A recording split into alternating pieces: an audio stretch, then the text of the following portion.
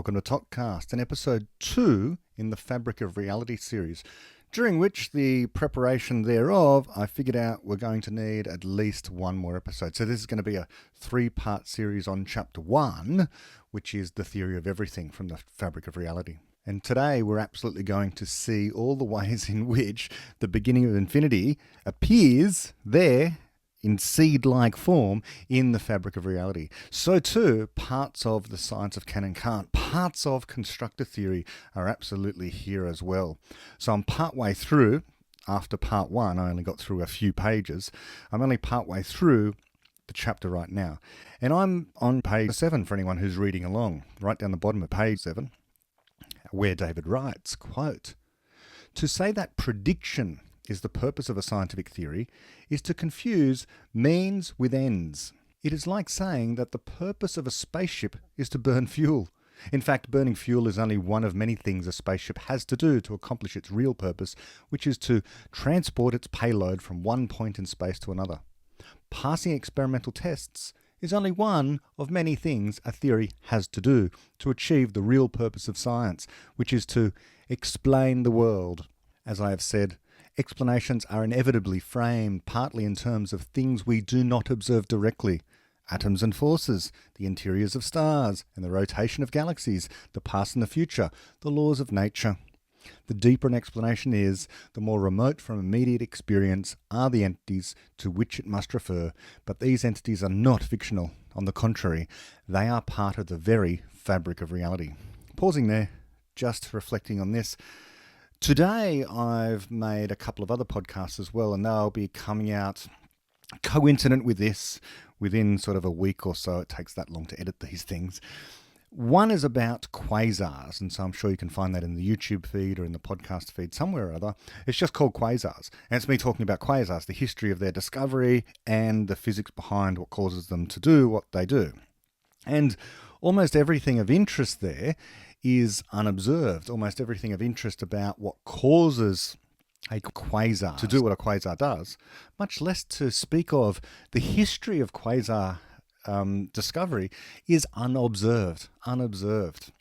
And also released with this episode is a series on the science of can and can't by Chiara Marletto. And again, I was talking about this very same issue. It just comes up again and again, that the main content of an explanation is the unseen parts of it.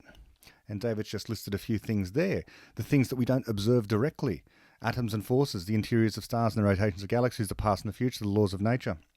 In fact, not only not observe directly, not observe at all. Okay. In the case of the core of stars, I was saying in another episode that there's no possible way that we know of, it appears to be impossible, to observe the core of a star directly or at all.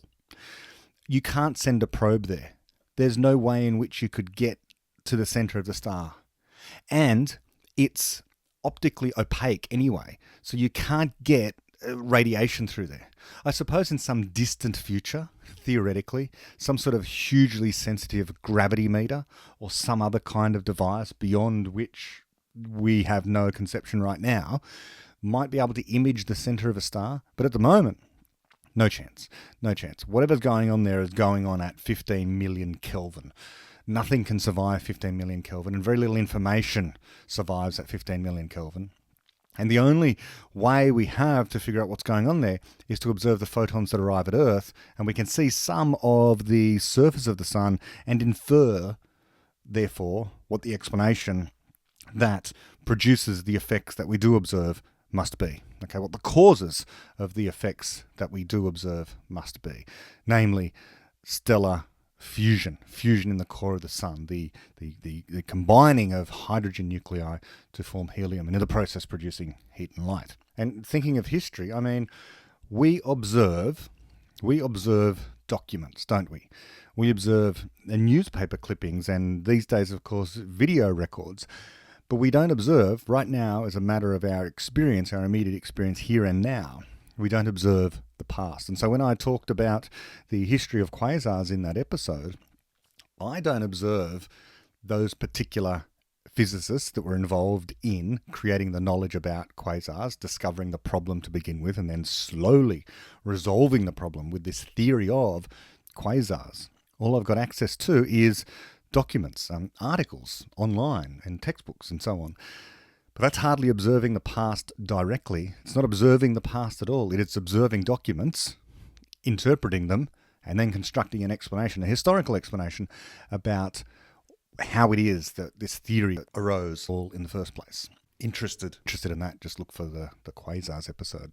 Okay, so I'm skipping a bit there because David is distinguishing between the importance of explanations and how, in physics we do have the capacity to make certain kinds of predictions, but that is hardly the main point of a scientific theory.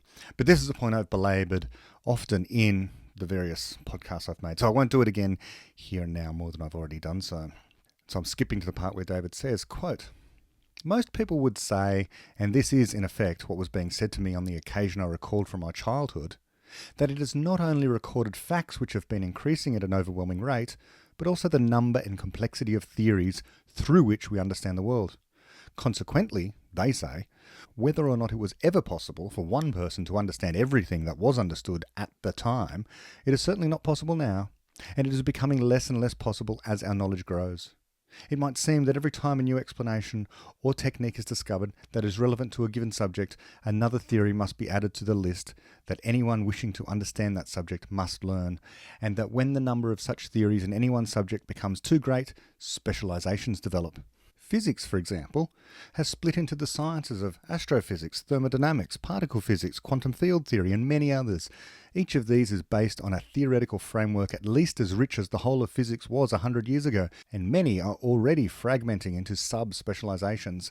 The more we discover, it seems, the further and more irrevocably we are propelled into the age of the specialist, and the more remote is that hypothetical ancient time when a single person's standing might have encompassed all that was understood. Confronted with this vast and rapidly growing menu of the collected theories of the human race, one may be forgiven for doubting that an individual could so much as taste every dish in a lifetime, let alone, as might once have been possible, appreciate all known recipes.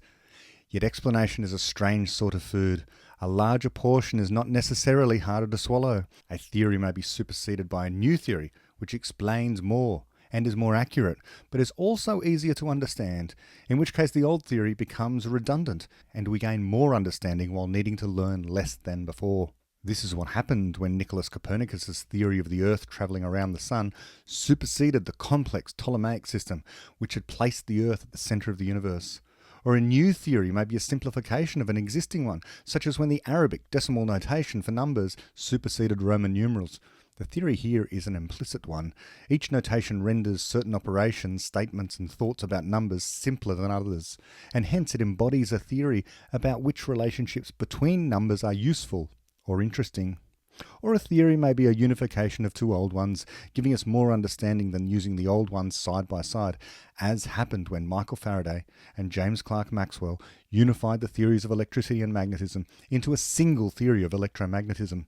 More indirectly, better explanations in any subject tend to improve the techniques, concepts, and language with which we are trying to understand other subjects, and so our knowledge as a whole, while increasing, can become structurally more amenable to being understood. Pausing there and just skipping a very substantial piece on the Roman numeral system and its redundancy in the light of a better idea, namely Arabic numerals. And then we get into a section which really prefaces so much that is in the beginning of infinity and motivates the underlying worldview of David Deutsch, and is kind of an improvement upon the work of Karl Popper, a sharpening up of what Karl Popper said.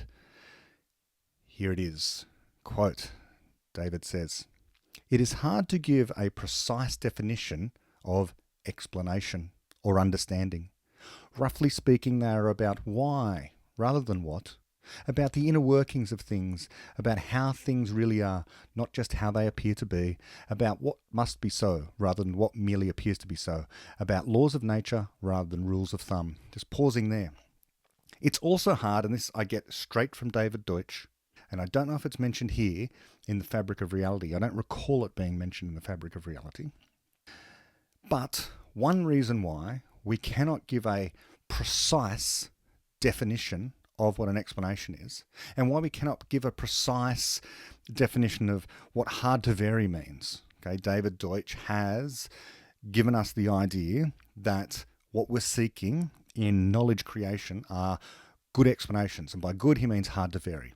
And people say, oh, what's hard to vary? And he tries to give an explanation of what hard to vary is, namely that all the parts of the explanation serve a purpose such that none of them are arbitrary, and if you were to try and change any one of them, you would break the explanation. Okay, and that's my understanding of hard to vary, more or less.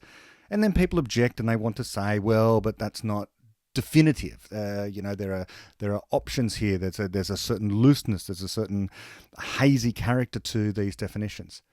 And one wants to say, in the Popperian view, absolutely there is. Absolutely there is. We're not going to get hung up on definitions. We're not Wittgensteinian, okay? Ludwig Wittgenstein infected philosophy with the notion that we should argue about words and terminology, and we need to sharpen up our understanding of words and terminology. And if we don't, then we're not doing proper philosophy. This is wrong. This is false. What we're trying to do in philosophy, on Karl Popper's view, on the Popperian view, and now us who inherit the Popperian view, is to solve problems in philosophy. Namely, things like, what are we after when we're trying to create knowledge? We're after explanations. We're after trying to explain the world. What's an explanation? Well, it's an account of why rather than what. It's an account of what is really out there, how things, not just how things appear to be, but what must be so. This kind of thing. Oh, but that's not a strict definition. No. And one reason why, an important reason why we can't sharpen this up, is because we have to allow for new modes of explanation. We have to allow our definition, so to speak, our understanding of explanation, to be sufficiently elastic to allow for new kinds of explanation to be invented in the future. There didn't used to be a mode of explanation called the Darwinian understanding of evolution by natural selection. Evolution by natural selection, this way in which genes can be selected for or selected against, the selfish gene idea, is a new mode of explanation. Nothing like that existed before. But if you tried to say that explanations could only consist of, let's say, as I've been talking about in physics recently, and Chiara Mailetto's book, that if the only explanation that's permitted is an explanation in terms of dynamical laws and initial conditions, then that would also rule out something like evolution by natural selection, which is not of that kind. It's not an explanation of that kind. Much less all of constructor theory. We need to allow for explanations that don't necessarily comport with our conception of explanations right now. Okay, so the best that we can do is to give broad brushstrokes about what explanations are. We know it when we see it to a large extent. An explanation is an account of what exists out there, how it works, why it works, and all that kind of stuff. But we can't be too sharp about it. In fact, this is true, I should just say, as a by the by, for any area of science or philosophical interest. We're not after definitions. If you're after definitions, pick up a dictionary, read the dictionary definition. And if you think that gives you a deep understanding of the phenomena you're interested in, good luck. But the rest of us who are interested in actually comprehending the world in which we find ourselves, using the best explanations that have thus far been found, we want more than just definitions. And so, for example, when people get caught up on, let's say, well, tell me what an electron really is. Well, we can give you the best understanding we have right now, but a definition of an electron, like learning it, like supposedly, a good student in high school does or something or other, you write down your glossary at the back of your science book and you write down the definitions of words so that you can regurgitate them during a test. Sounds abhorrent. And in fact, it's anti-Popperian, of course, like I'm saying. We want an understanding. What's our best understanding of electrons right now? Well, they're particles and they exist in multiple universes. They're excitations of the quantum field to some extent. There's these ways of conceptualizing what an electron is to give us an image, both mathematical and visual, of what these objects called electrons happen to be. That solves our problem. That solves our problem of what our understanding of electrons is, what they are, what these objects are. Doesn't mean it's a final definitive forever definition of an electron. No, absolutely not. And there can be no such definition. So forget definitions. Should also say, beyond things like that, something like a more controversial concept like free will. People get caught up in defining what free will is. And this is a perfect way for a debate to go off the rails. And so recently when people talk about free will, they'll say, well, what you have defined as free will isn't free will, and there's no point in trying to talk about something that isn't what everyone else regards free will as being. And I just think to myself, well, just because everyone else defines free will in this particular way, just because the dictionary does, has no bearing whatsoever on the true nature of free will. In the same way that the overwhelming majority of people, if asked to define what a species is, will get it wrong. That has absolutely no bearing whatsoever on our best understanding of what a species is, or what an electron is. Most people would get it wrong, okay? Would deviate from our best understanding of that. And when we encounter a problem with a concept like, let's say, free will, which is useful because it's useful in trying to understand what a person is, that a person can generate explanations, can create explanations. Those explanations allow for a greater repertoire of choices to exist, choices that didn't exist before. Namely, if you create an explanation like general relativity, it gives you a choice at some point in the future which you could never have possibly had before it, namely the existence of a really precise GPS system. So that choice now exists, that choice to build or not to build that thing. You can build it or not build it. That's free will. It's very hard to avoid this word. But if people insist on saying, well, free will is that supernatural thing that you can't possibly have in a deterministic universe, and that's that, or something similar to that, then of course there is no progress to be made. We're fixated on definitions. And anyone can argue that nothing exists based upon a definition. So, for example, you can quite easily say that atoms don't exist. I can sit back with my arms crossed and say, no, I don't believe in atoms. Why? Because the Greeks said that the atoms are indivisible little spheres, and I don't believe they exist. In fact, science tells us that those things don't exist. What we have instead are particles called electrons and protons, and that's it, and the atoms don't exist. And if I come along and say, but hold on, our understanding of atoms has moved on, it's evolved. It is that object where you've got a nucleus consisting of the protons and the neutrons orbited by electrons. That's what we understand atoms to be. If you still then insist on saying, no, I'm not calling that an atom. The Greeks invented the word atom and that's it. Well, then there's no possibility for consensus, learning. We're just arguing about words, and you can keep that word atom if you want, and let's call that object something else for the purpose of making progress. Let's call it George. I'm happy to call it George and move on, but that's rather strange, isn't it? Like insisting that we have to adhere to certain definitions of words rather than making progress on scientific and philosophical concepts, especially where there's open-ended questions, especially in an area like consciousness, creativity, and I would say free will belongs there as well.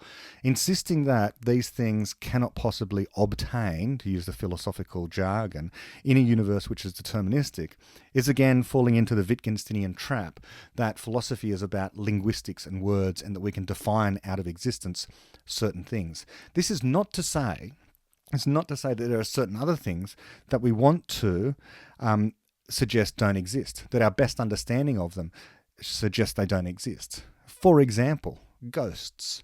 Okay, there's a way in which we can talk about ghosts, that supernatural thing.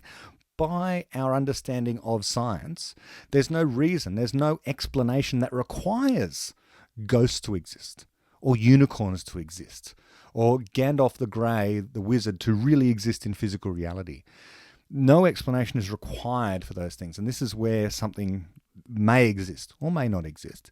But something like free will is where we can have a reasonable debate about things, but insisting on a particular definition to rule out something, to rule out free will in the same way that we rule out Gandalf the Grey or fairies or something else like that, is simply to ignore the fact that we don't understand how it is that people, different to all other creatures in the universe, all other systems in the universe, create knowledge and then make choices in a way that is utterly different to any other species that exists in the universe that we know of, any other system that exists in the universe that we know of.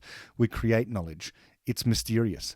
And part of that mystery is free will. And trying to define it out of existence, I don't buy it. And I don't think it's useful either. Yet again, another tirade on free will. I should ban myself from talking about that again for a while. I've done episode after episode on it, but it keeps coming up. And so I can't fully blame myself reacting against people who keep on saying that they have the final once and for all explanation of free will. I think I have an explanation of free will. I don't think it's the once and for all one. I think it's just better than anything that I've heard so far. And it's certainly better than ones that say, well, by definition, free will can't exist in a deterministic universe. And again, we'll have something more to say about that idea in the science of can and can't, because this whole idea of deterministic universe based upon deterministic physical laws of motion with initial conditions, well, constructor theory is going to have something to say about that as well. But that's a whole other story. We're going to come here in the fabric of reality to part of the mystery about that. Explanations, as David says, quote, going back to the book, they are also about coherence, elegance and simplicity, as opposed to arbitrariness and complexity, though none of those things is easy to define either. But in any case, understanding is one of the higher functions of the human mind and brain, and a unique one. Many other physical systems, such as animals' brains, computers, and other machines, can assimilate facts and act upon them, but at present we know of nothing that is capable of understanding an explanation, or of wanting one in the first place, other than a human mind. Every discovery of a new explanation and every act of grasping an explanation depends on the uniquely human faculty of creative thought. Pausing there, my reflection. Well, right there we see the seed of the explanation of what a person is. And in the beginning of Infinity, we sharpen this up to be a person is a universal explanation creator, a universal explainer. And that all comes straight from here. There's a prelude here to it.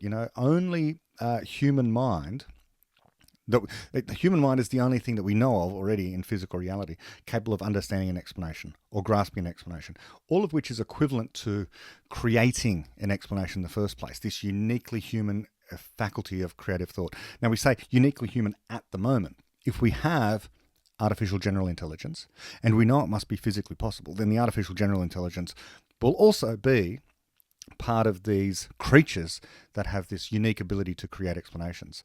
The only other thing that I can think of really would be alien intelligence out there somewhere or other that could also be able to create explanations in their own mind, the mind of the aliens, and that would make them people. And just skipping a section here again and going to a part where David writes, quote, "It is possible to understand something without knowing that one understands it, or even without having specifically heard of it. This may sound paradoxical, but of course the whole point of deep general explanations is that they cover unfamiliar situations as well as familiar ones. If you were a modern mathematician encountering Roman numerals for the first time, you might not instantly realize that you have already understood them. You would have to learn the facts about what they are, and then think about those facts in light of your existing understanding of mathematics. But once you had done that, you'll be able to say in retrospect, yes, there's nothing new in the Roman numeral system beyond mere facts. And that is what it means to say that Roman numerals, in their explanatory role, are fully obsolete. Similarly, when I say I understand how the curvature of space and time affects the motion of planets, even other solar systems I may never have heard of, I'm not claiming that I can call to mind without further thought the explanation of every detail of the loops and wobbles of any planetary orbit. What I mean is that I understand the theory that contains all those explanations, and that I could therefore produce any of them in due course, given some facts about a particular planet. Having done so, I should be able to say in retrospect, yes, I see nothing in the motion of that planet other than mere facts, which is not explained by the general theory of relativity. We understand the fabric of reality only by understanding theories that explain it. And since they explain more than we are immediately aware of, we can understand more than we are immediately aware that we understand. Pausing there, my reflection. This is in part the concept of inexplicit knowledge, or at least implicit knowledge.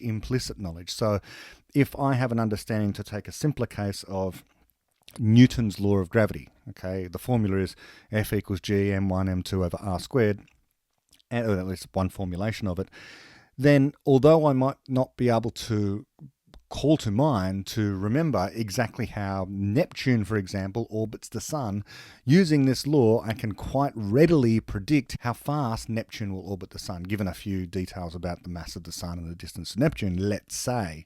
And so the one law contains within it implicitly explanations, predictions, and descriptions of the orbits of all the planets in the solar system. In fact, all the orbits of planets that exist in solar systems yet to be discovered. So that's the sense in which it's implicit, and my understanding of those things is implicit as well, and David's understanding of these things is implicitly contained within those things. Continuing, David writes, I am not saying that when we understand a theory, it necessarily follows that we understand everything it can explain. With a very deep theory, the recognition that it explains a given phenomenon may itself be a significant discovery requiring independent explanation. For example, quasars, extremely bright sources of radiation at the centre of some galaxies, were for many years one of the mysteries of astrophysics. It was once thought that new physics would be needed to explain them, but now we believe that they are explained by the general theory of relativity and other theories that were already known before quasars were discovered. We believe that quasars consist of hot matter in the process of falling into black holes, collapsed stars whose gravitational field is so intense that nothing can escape from them. Yet reaching that conclusion has required years of research, both observational and theoretical. Now that we believe we have gained a measure of understanding of quasars, we do not think that this understanding is something we already had before. Explaining quasars through existing theories has given us genuinely new understanding. Just as it is hard to define what an explanation is, it is hard to define when a subsidiary explanation should count as an independent component of what is being understood, and when it should be considered as being subsumed in the deeper theory. It is hard to define, but not so hard to recognize. In practice, we know a new explanation when we are given one. The difference has something to do with creativity. Explaining the motion of a particular planet when one already understands the general explanation of gravity is a mechanical task, though it may be a very complex one. But using existing theory to account for quasars requires creative thought. Thus, to understand everything that is understood in astrophysics today, you would have to know the theory of quasars explicitly, but you would not have to know the orbit of any specific planet. Pausing now my reflection. And just because this is on my mind right now, so what David's saying there is, okay, here's the situation with quasars in the sense in which they weren't already contained within existing knowledge of astrophysics, because it was a problem. Here's, in short, what my episode about quasars is all about, and it's just fortuitous that I happen to have made a thing about quasars, which was a response to something I said in an episode called The Nexus, which is basically about people, but I talked about quasars, and the reason I talked about quasars is because David has used it in the beginning of Infinity and in his TED Talks to talk about this concept of self-similarity, how our theories of quasars over time come to more accurately resemble actual quasars out there on the other side of the universe. Anyway, the history of the discovery of quasars is that at first they were found to be extremely distant. Okay, long story short, they were found to have high redshifts, so therefore they are typically billions of light years away. That was found looking at the spectra of these things. Fine, very well. However, although the spectra told us that they were a long way off, receding at a very high velocity, other telescopes and other measurements were able to reveal what their luminosity was, how bright they were. And they were just too bright. They were too bright for any existing theory of physics to account for. They were smaller than, basically, well, on the order of maybe a little bit bigger than a solar system, but certainly not as big as a galaxy, and yet thousands of times brighter than a galaxy, many thousands of times brighter than a typical galaxy. So distant, brighter than a galaxy, much smaller than a galaxy. How would this be possible? Well, it's not possible if you assume that the quasar is truly a quasi-stellar radio source, a somewhat like a star source of light. A star puts out light from all points on its surface, roughly evenly. It's a big sphere, roughly speaking, of plasma, of hot gas, and it's putting out radiation equally in all directions. Now, this is true of objects in space generally, and this is what astronomers reasonably thought that a quasar should be. It should be a spherical object putting out light in all directions equally. Now, if you make that assumption, then the physics just doesn't work. It's not possible for something that small to be that bright. It exceeds something called the Eddington Limit and violates laws of physics. So they thought they needed new physics, as David says there. They don't, and this is why, although you could have a full understanding of general relativity, you could have a full understanding of quantum theory and nuclear physics and all that sort of stuff, and still not be able to explain what a quasar is, even though a quasar obeys all those laws. And the reason is, well, the problem of how it could be so bright whilst being so distant is it's not putting out light in all directions evenly. It's putting out light in beams. It's putting out light in very narrow beams. And we can see just that part of the beam. And so it appears super bright, and that's fine if you notice and assume that it's not putting out that energy in all directions, but just a few privileged directions, 2 typically. And so we're getting a very concentrated part of that beam. At least part of, and see my episode on quasars for more about exactly what's going on. Sometimes we're in the beam, in which case it's called a blazar, and sometimes we can see the lobes of gas produced by the beam being illuminated by the beam, and so it's a sort of a complicated process. But quasars are absolutely fascinating objects because they are so distant. They allow us to understand what the universe was like in the deep, dark past. In fact, the deep, bright past, as it turns out, because there were many more of these things in the early universe. And therefore we see them at very high redshifts at very distant parts of the universe. Okay, skipping a section where David talks about other kinds of explanation, inexplicit explanations, which people in bygone eras needed to rely on. So they weren't proper explanations, but rather rules of thumb. Okay, rules of thumb, things that appear to have worked probably by some process of evolution by natural selection. You use this rule of thumb to build a bridge, and it's worked because all previous attempts to use it have worked, and the ones that didn't work, well, the bridge fell down. But you don't know why. You don't know the engineering principles that underlie why this bridge stayed up and this bridge fell down. But you use certain rules of thumb, and lucky for you, those rules of thumb happen to be able to be derived from deeper physical theories. But you don't know the physical theories. You've just guessed the right a bit of the theory without knowing what it is, if that makes sense. That's why it's inexplicit. You haven't been able to put it into words, been able to explain it in any way. As David says of this, when admiring centuries-old structures, people often forget that we see only the surviving ones. The overwhelming majority of structures built in medieval and earlier times have collapsed long ago, often soon after they were built. So, people get very excited about the pyramids. Okay, oh wow, the pyramids. The Egyptians built these big pile of rocks. They must have had alien help. They're so impressive. Putting aside they're not that impressive, they are literally a pile of rocks.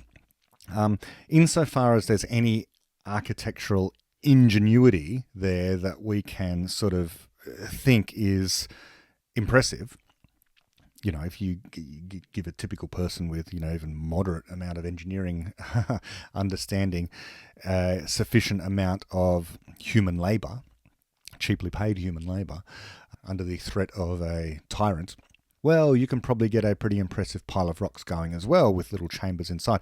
But how many pyramids were there that didn't survive, that fell down?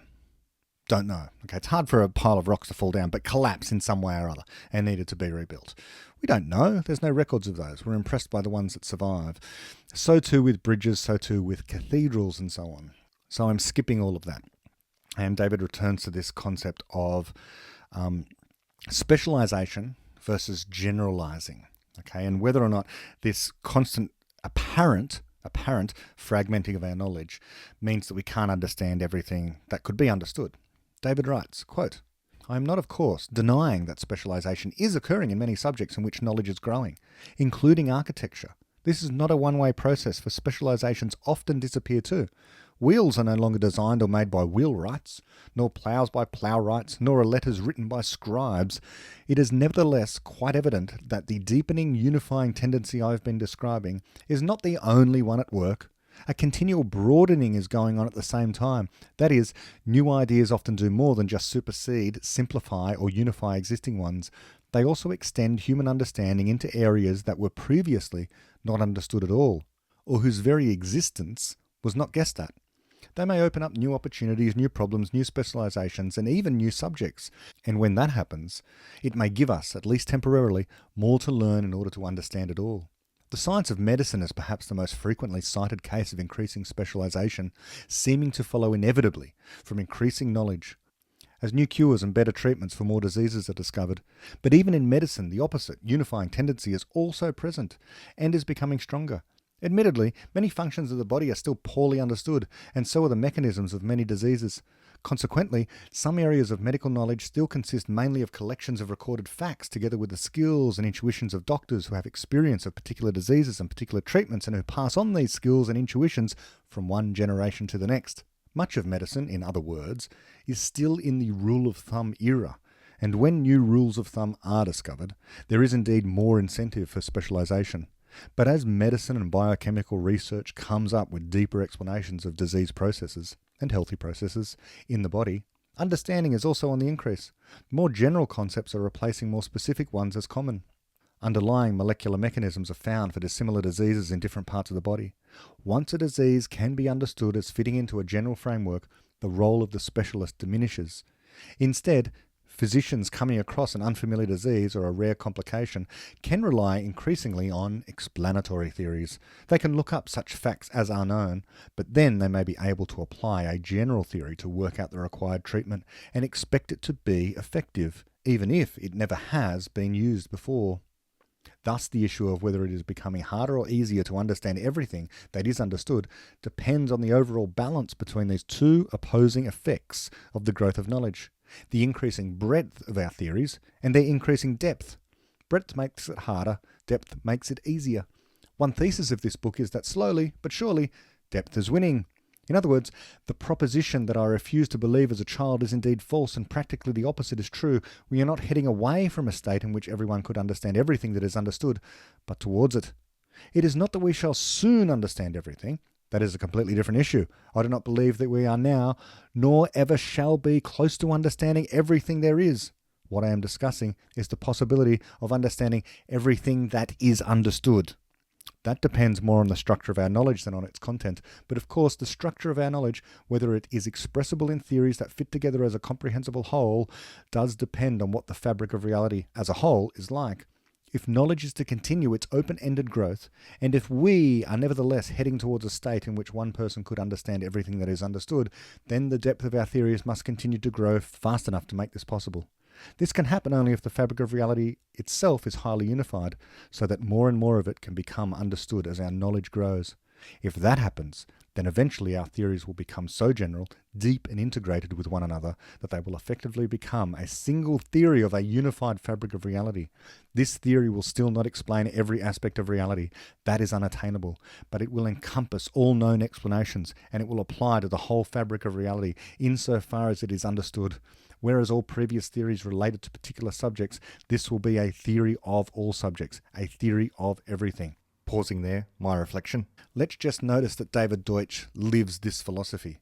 Not only is this notion expressed in the beginning of Infinity, but David Deutsch's life has, in some sense, been an outworking of this. And if only the rest of us could contribute to this in some way, shape or form. Because, as he says there, once we have these deeper theories, then it enables us to solve problems in far more disparate areas. But in terms of David's life, academic life, let's consider what's happened. My version.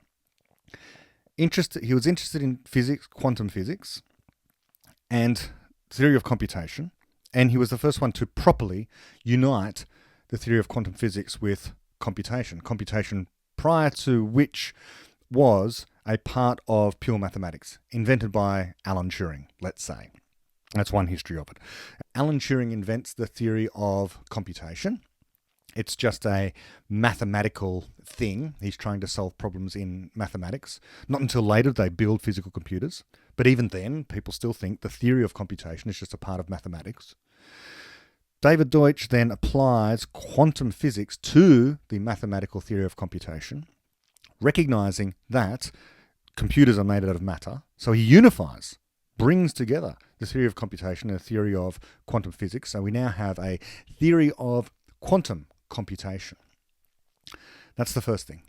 Next, constructor theory. Constructor theory is a deeper generalization of the theory of quantum computation. And so now it appears as though, not all the work has been done yet, but it appears as though this constructor theory, being a deeper version of quantum computation about what is possible and impossible might be able to provide a physics of knowledge, a physics of epistemology, unifying epistemology and physics.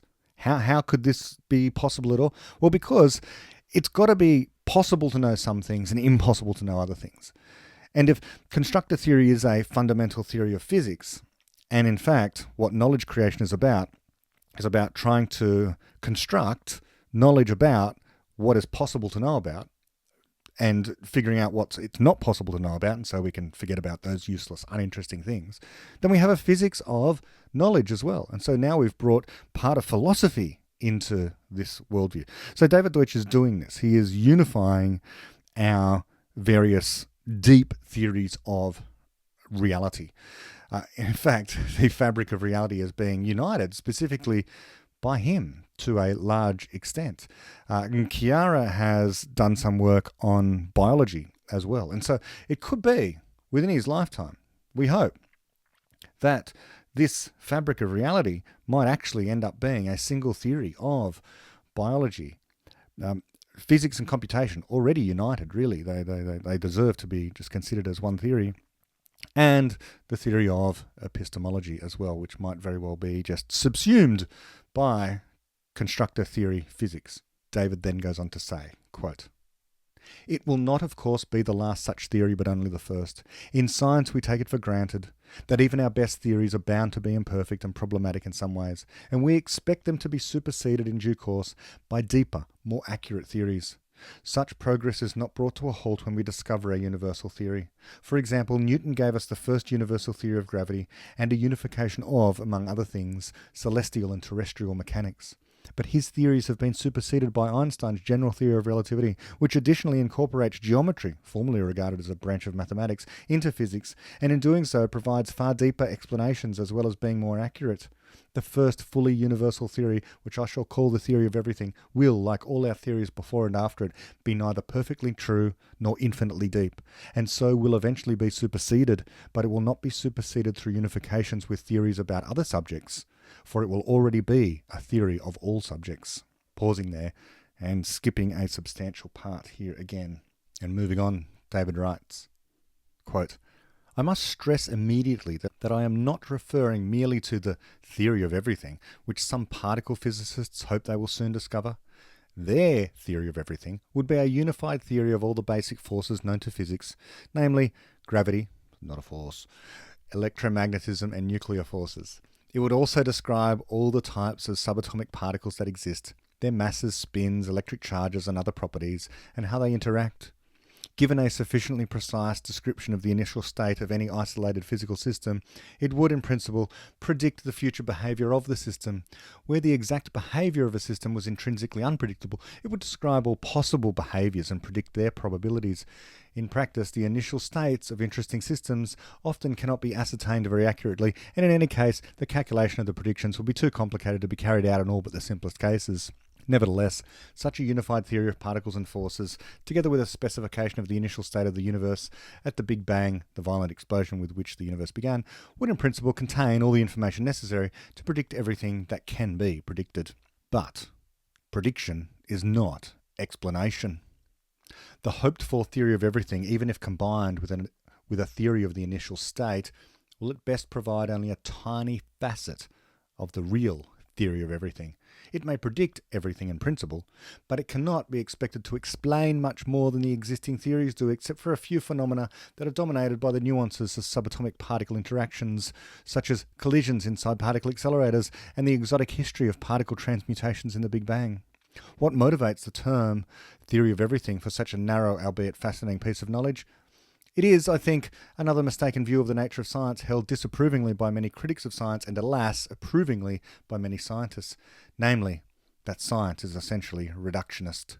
That is to say, science allegedly explains things reductively by analysing them into components. For example, the resistance of a wall being penetrated or knocked down is explained by regarding the wall as a vast aggregation of interacting molecules. The properties of these molecules are themselves explained in terms of their constituent atoms and the interactions of these atoms with one another, and so on, down to the smallest particles and the most basic forces.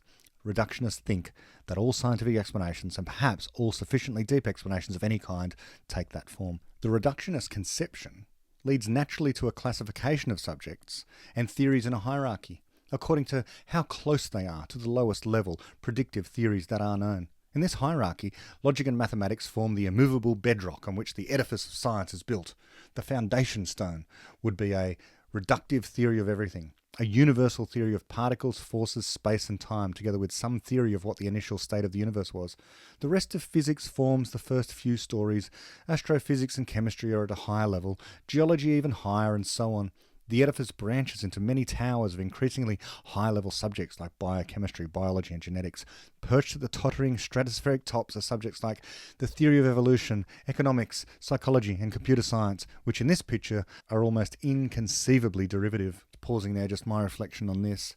Yes, this is just the common way that people talk about our knowledge. And David's going to come to the idea that, even more than that, you have this conception that at the base and the most important immovable thing is mathematics or logic. But above that slightly you have science, all the sciences, that because they're based on evidence, whereas mathematics is absolutely certain. And then, science isn't quite certain, but, it's empirically testable or provable, if you like. And then above that, you've got philosophy, which is a mere matter of opinion. This misconception arises out of the same kind of ideas. It's a denial of the reality of emergence. Now, I'm skipping a little bit more where David talks about this reductionist theory of everything. And I'm just going to read a part which apparently, because my Kindle tells me when people have highlighted certain passages. And this particular passage has been highlighted 100 times. And the couple of sentences before the highlighted passage reads like this. For higher level sciences, the reductionist program is a matter of principle only. No one expects actually to deduce the many principles of biology, psychology, or politics from those of physics. Next part has been highlighted 100 times. The reason why higher level subjects can be studied at all is that under special circumstances, the stupendously complex behaviour of vast numbers of particles resolves itself into a measure of simplicity and comprehensibility. This is called emergence. High-level simplicity emerges from low-level complexity. High-level phenomena about which there are comprehensible facts that are not simply deducible from lower level theories are called emergent phenomena. Okay, just pausing there, my reflection. Yes, and so almost everything of interest outside of theoretical physics is of this kind. It's emergent phenomena. It comes out of the lower level theories, but it's not deducible from them.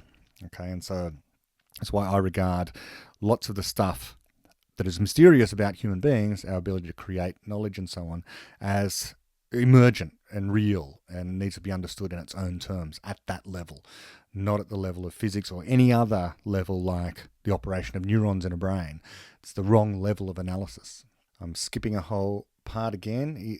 David goes into a critique of the opposite of reductionism, which is holism, the idea that we shouldn't be looking for explanations at the lowest level, but rather at the highest level. And in both cases, these are just misconceptions that we should privilege any particular level of explanation. All the explanations are needed. We should want to understand everything at every level of emergence. David mentions that a reductionist thinks that science is about analysing things into components. An instrumentalist thinks that it's about predicting things. To either of them, sciences at the higher level are just for convenience. They don't correspond to anything real. And this is all a misconception that we are quite familiar with.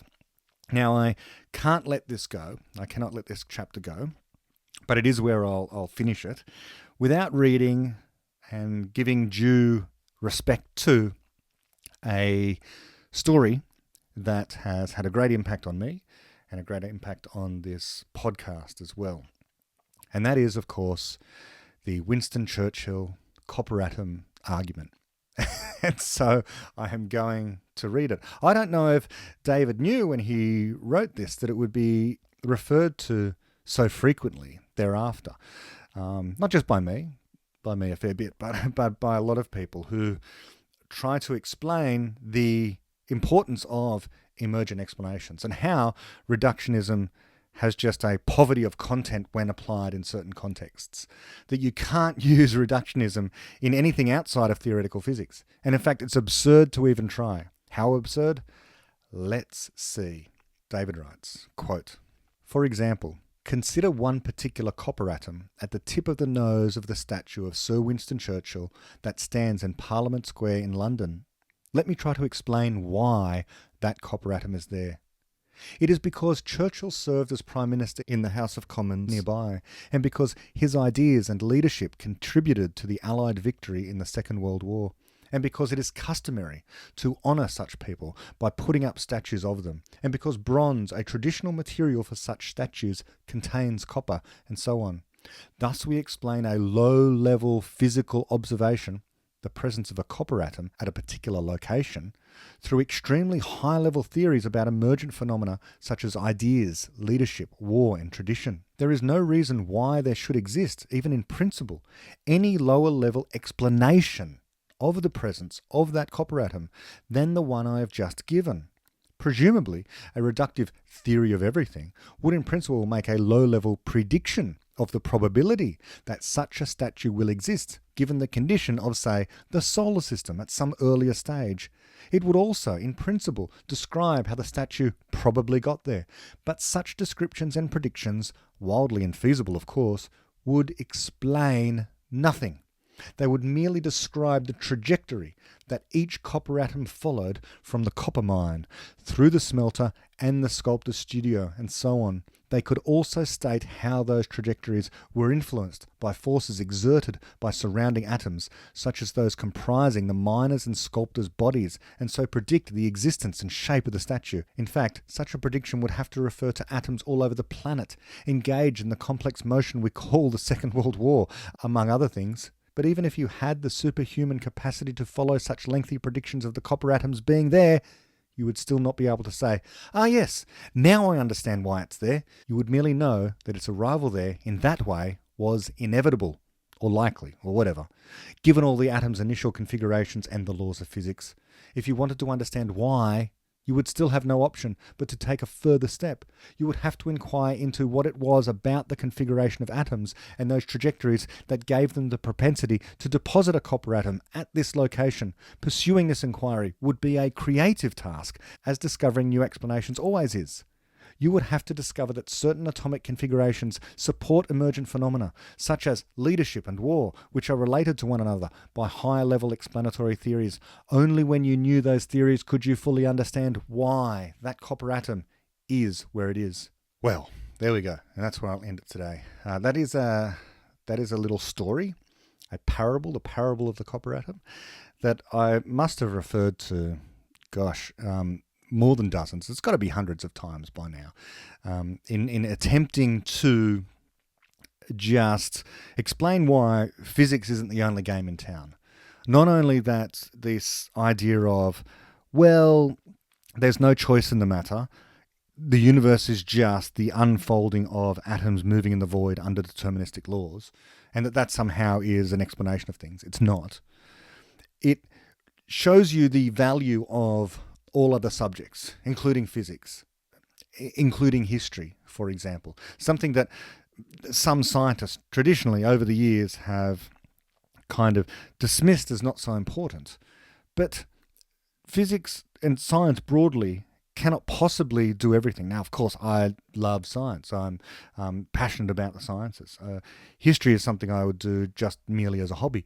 But that's not to say that I don't think the historians aren't doing a job as equally important as the scientists, let's say. And so too for every other area of human knowledge. Not to say that they're not all filled with misconceptions, and I wouldn't think that historians sometimes are going down terribly blind alleys and can be biased and all that sort of stuff. The subject itself is as important as chemistry, as physics, as medicine.